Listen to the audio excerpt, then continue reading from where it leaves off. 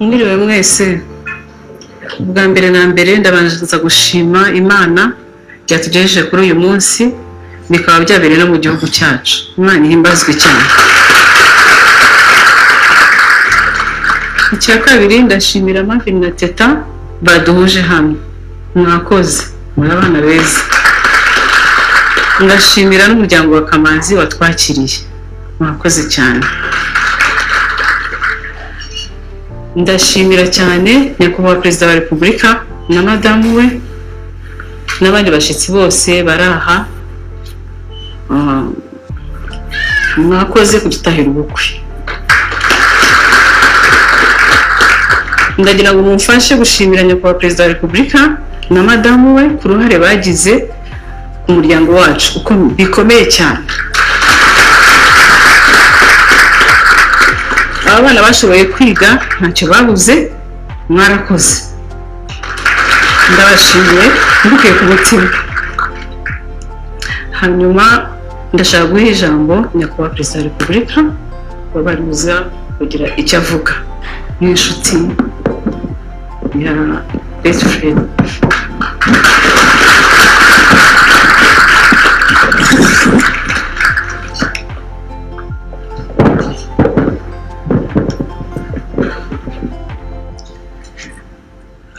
Mwiriwe neza, muraho neza.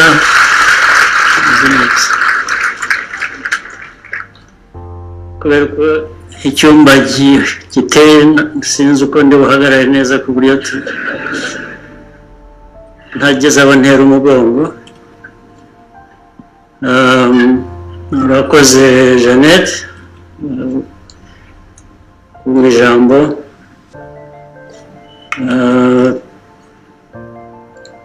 Madamu umukobwa wacu twazanye hano, turishimye kuba turi kumwe namwe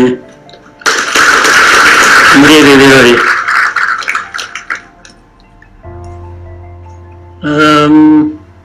Ikidishimishije ni impamvu nyinshi.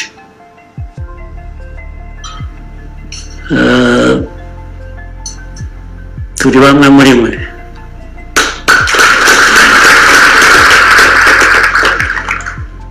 Bikagira n'amateka maremare.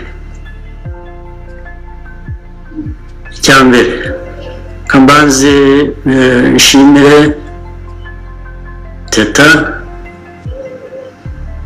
n'uwo bakundanye n'uwo bashakanye bagiye kubakana ku mugaragaro guhera uyu munsi,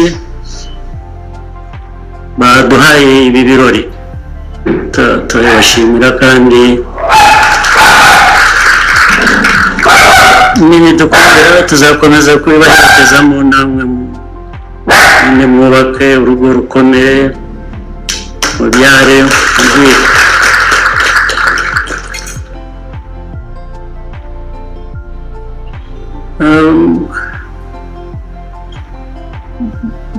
Teta ni umwana wacu nk'uko dufite abandi.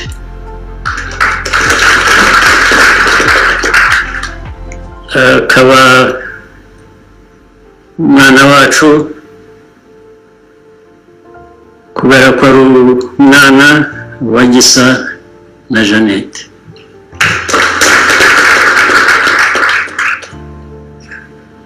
Ndetse akaba ari umwuzukuru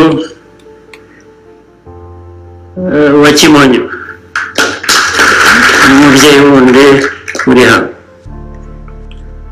Bifitanye amateka maremare cyane iyo miryango mvuze. Ntabwo rero ari ibyo twahuriye aha n'aha, bifite amateka maremare akomoka, ndetse bikagera aho bikivanga kubera ko amateka maremare dufite. Ngira ngo umubyeyi wa Gisa ari hano arabizi. Bashobora kuba hari n'abandi wenda baje hano babizi. Yivanze ku buryo bavuze ati ndetse kuba ibirori biri hano mu Rwanda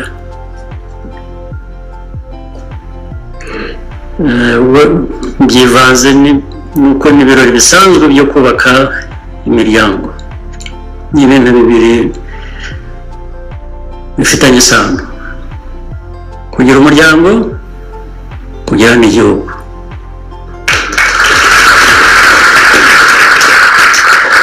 Ku by'igihugu ngira ngo nyina ubyara Fred arabizi. Kera tukiri abana batoya jye na Fred bato cyane,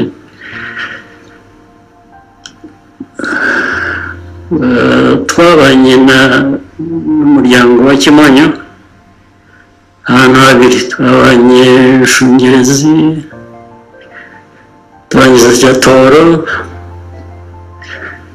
ndetse no muri Toro tukajya twimuka tukavanwa tukajya hanze ariko turi kumwe. Sinzi niba hari abantu bari hano mama wa Fred azi. Hari umubyeyi ngira ngo yarashaje, twajyaga twamuvugaga, yari umugore akaba umugabo, twamuhaga izina. Umugore witwaga Suzanne, akaba nyina wa François Nzigirwa na Alphonse Mugambira na Tereza n'abandi ngira ngo bamara bazi. Iwe ubwo turi abana batunga imyaka hari wenda 8 cyangwa kuri uwo mugore habaga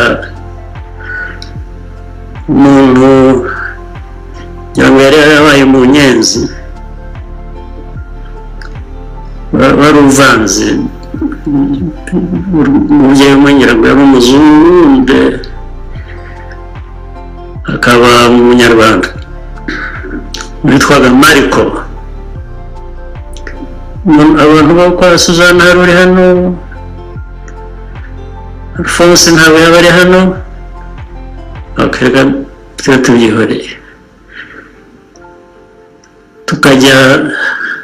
Tujya gutarama kuri uwo mugore turi abana bato, ndetse ababyeyi bakatumerera nabi kuko twajyaga dusa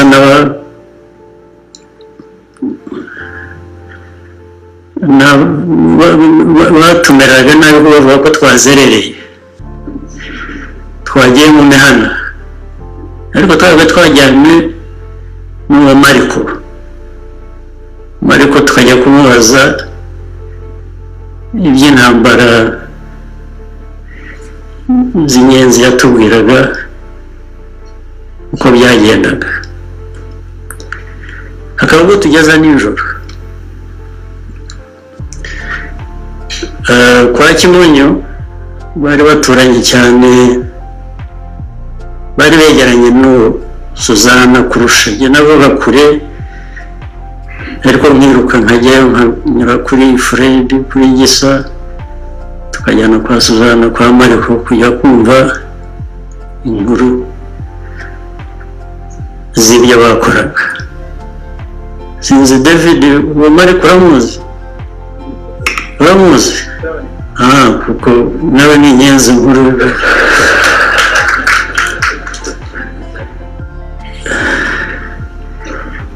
Rero ibyo ndagerageza no gutinda cyane, ndaza kubicamo bugufi.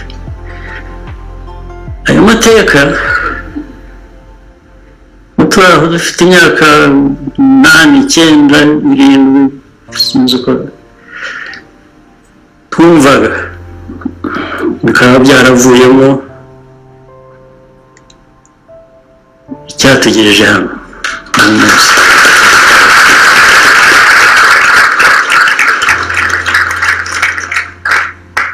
Rero ishimiye, ubundi biranshimisha gutaha ubukwe bw'abana n'aba batoya abanyarwanda biyubaka, bubaka amago, bubaka ingo, ndetse bikavamo no kubaka igihugu muri rusange. Ariko ibi ngibi bifite uwo mwihariko.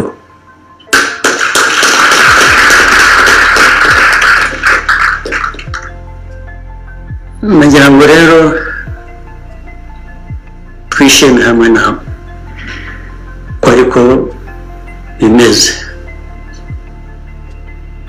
Ariko ndakomeza mbeho n'andi mateka. Ndava mu muryango gato ninjire mu gihugu, ninjire muri politiki y'igihugu.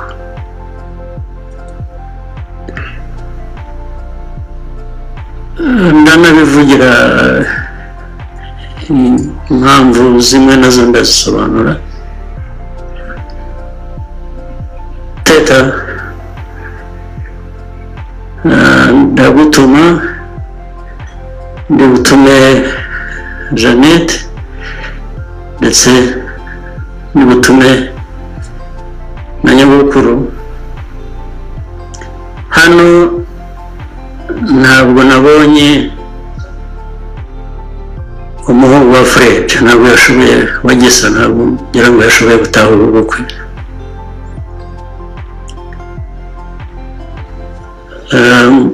Mumbwire ko yarakwiye kuba ari hano, yarakwiye kuba ari mu gihugu. Igihugu se n'abandi twese twaharaniye, twaba twarakibonye.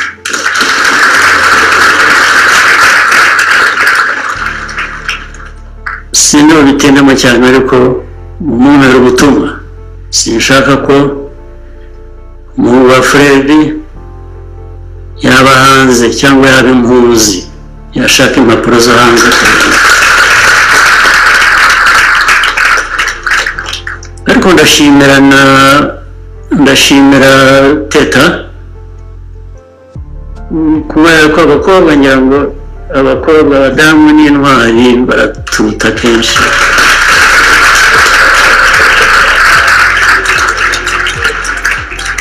Umwe yagumye hano, none ashakiye n'urugo, yagenze hirya ariga, arataha.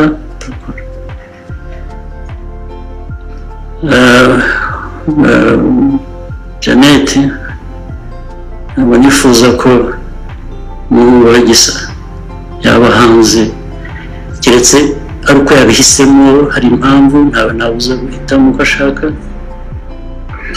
Akwiye kuba mu Rwanda, cyangwa se akagira uburenganzira kujyana no kugaruka mu Rwanda, ntazashaka ubuhungiro hanze.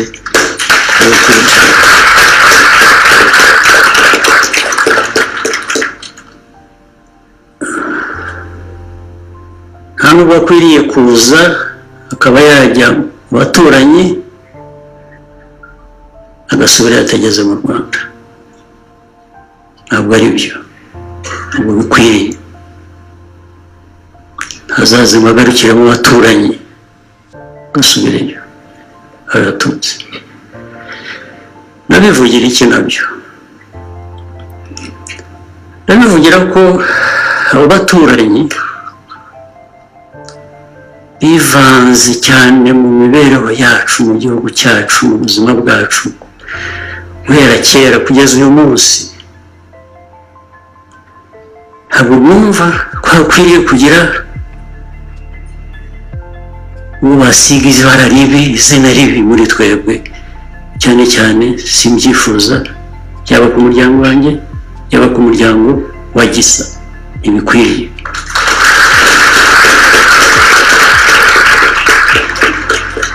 Hari ibintu byinshi bivugwa,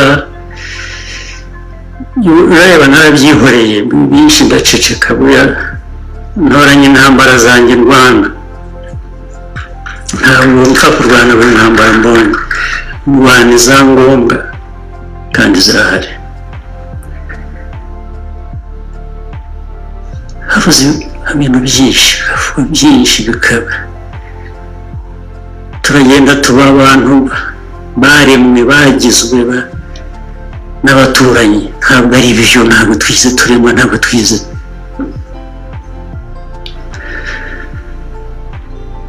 ntabwo ari byo ntabwo ari byo ntabwo abantu barema abandi bahoze bavuga imana niyo irema ntabwo abantu barema abandi ntabwo twaremwe n'abaturanyi nta nubwo baturemeye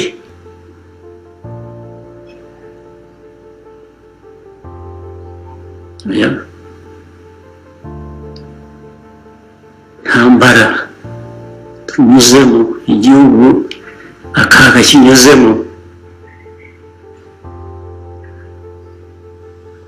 ntabwo twagakijwe n'abaturanyi na busa kugira ngo rwose nuraha byumve mushaka nzabimusobanurira mujye mwongera kuko mushatse mbaze mbasobanurira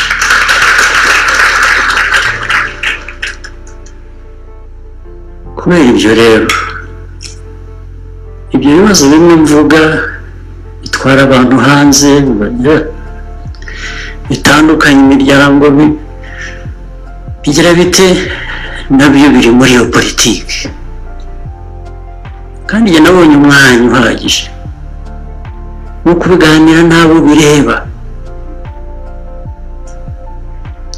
abayobozi bireba burya mbona mubone ibyo mbabwira ubu nibyo mbabwira ubwabo banyumva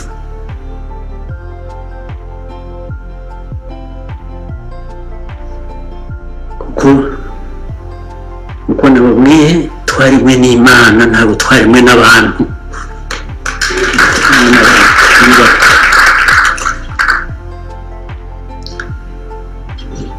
ibintu rero byivanze mu buzima bwacu muri famille zacu nk'abanyarwanda bikaba inyuro bikaba kutucyurira bikaba ubwo reba buri muntu wese agira ubuzima bwe akagera aho agera Imana yamuhamagara akagenda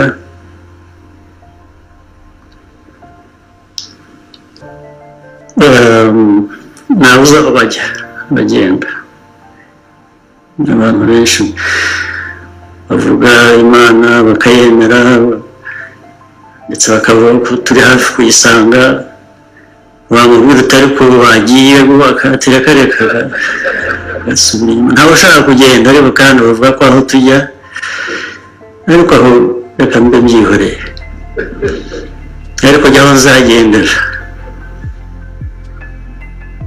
nzagenda nishimye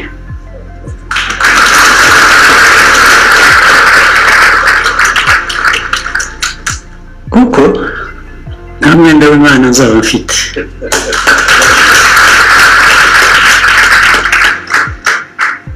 usibye noneho w'Imana ko ari ukomeye nta n'umuntu wundi usanzwe mfite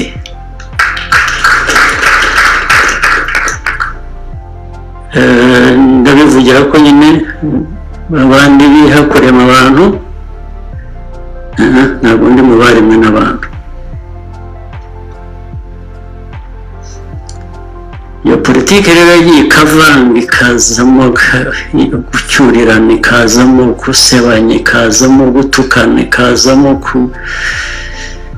u Rwanda kuba yibwira ngo ni abantu ku bandi n'umuntu ku wundi gusa ariko uburemere bwabyo ni uko ni igihugu kiba kivugwa iki gihugu cy'u Rwanda n'abanyarwanda ntabwo barimwe n'abaturanyi ntabwo twabisheho n'abaturanyi ntabwo intambara twarwanye abantu bamennyemo amaraso bagatakaza ubuzima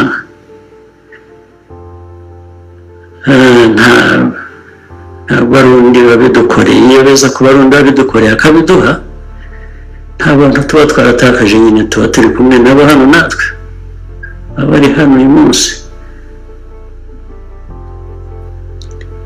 nibo rero bagenda bagashuka abantu, bagashuka abana, bagashuka abantu bakuru, bakabasezeranya ibyo bazabagira ndetse bakarenga bakabasezeranya ibyo bazabagira hano mu Rwanda. Ntibishoboka, ntabwo byakunda. nta wundi utari umunyarwanda wagena icyo u Rwanda rwaba, ntibishoboka.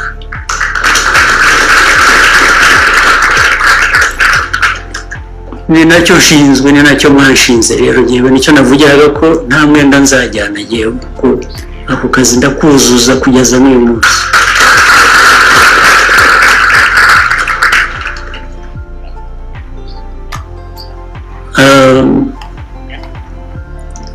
nicyo navugiraga ngo ndatuma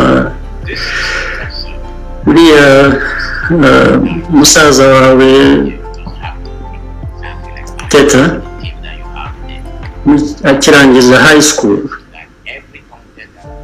wicaranye nawe, kandi nanamugutumyeho, kanizere ko yakumpereye ubutumwa, ndetse mutuma no ku mubyeyi we wundi yasigaranye. twagize ikiganiro kinini cyane.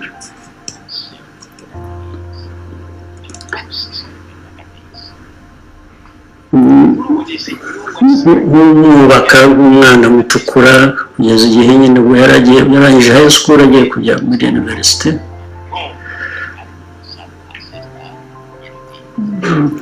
ariwe ari na mushiki we nk'uko Jeannette yigeze kubivugaho. none nabasezeranije ko ntacyo bambura na gishoboka ku muntu keretse yamusanze. ariko icyo gihe nyine hagira hacyakazamo ibintu bikitambikamo, bikajya mu matiku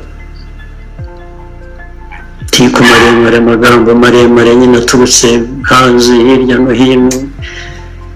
rimwe na rimwe byangeraho nabyumva ntasubira inyuma, nkicecekera, nkabyihorera, kuko iyo ntabwo ari intambara nihutira kurwana.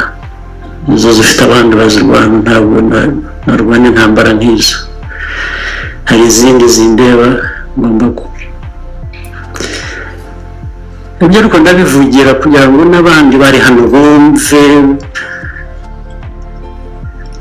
biri mu muryango nyarwanda aho ariho hose, bigira ingaruka ku gihugu cy'u Rwanda. iyo tumeze neza, iyi miryango nyarwanda imeze neza, u Rwanda rumererwa neza. iyo imiryango nyarwanda itameze neza, igihugu kizagira ibibazo. ariko ngira ngo twari tumaze gutera intambwe ndende ku buryo umuryango nyarwanda umaze gushinga imizi, umaze gukomera, n'igihugu gitera imbere. hari byinshi tugishaka kugeraho kandi tuzabigeraho. ndibwira ko byose bikorwa n'abantu. iyo bakora ibintu bizima birakunda, abantu bagatera imbere. ntabwo rero mboneraho umwanya wo kubasubiramo ibyo. iki gihugu mureba mu mateka yacyo, kandi ya kera atari ay'ejo bundi, y'abanyarwanda baryanye. hari andi mateka ya mbere, harimo byinshi twayigamo, harimo byinshi twakoresha kuyubaka. reka no gutinda mbajyana muri politiki, ubundi niko akazi nkora.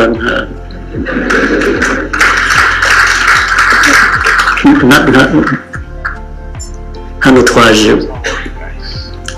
gushyigikira abana bacu, twaje kubagira inama, turabakunda, turabaherekeza, tuzabaherekeza muri bumwiyubakire n'ababyeyi banyu. Navuze cyane Teta na Venisi, namuvuzeho cyane na Sokubyara Kamanzi, ariko ubwo nawe mu muryango umwe nyine uvuze umuvuzi ubundi ubonera ngo nawe yumvise. Rero sindi buvuge byinshi byo kubashyigikira, ariko tuzashaka icyo twashobora mu mikoro yacu atari make.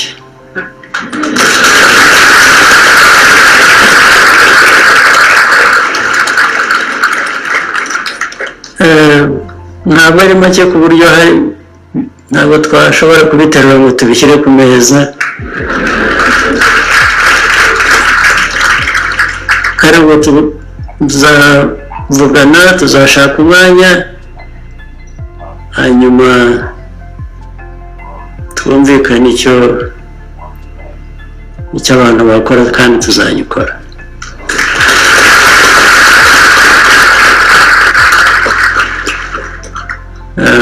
Rero numva nta kindi nibagiwe. Jeannette, twifatanyije nawe, amateka nayavuzeho, amagambo arambuye, ibyo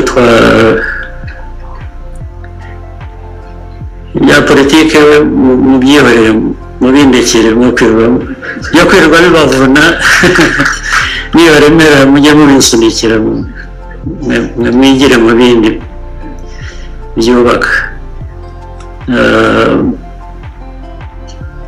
ngira ngo ntacyo nibagiwe.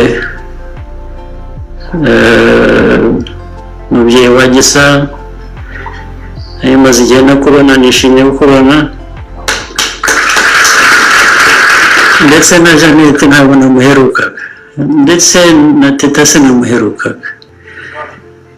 Naje hano rero ngo bashyigikire umuryango mwashatsemo cyangwa mugiye kubakana mu rugo. Ubwo hasigaye ubundi abantu bifuza ibyiza, dukore tuganisha mu buzima bwiza ku bana, n'ibindi mutari ubuzima mubishyire iruhande, mubirekere abo mwabigeneye bagomba kubikemura, tuzabikemura. Murakoze cyane.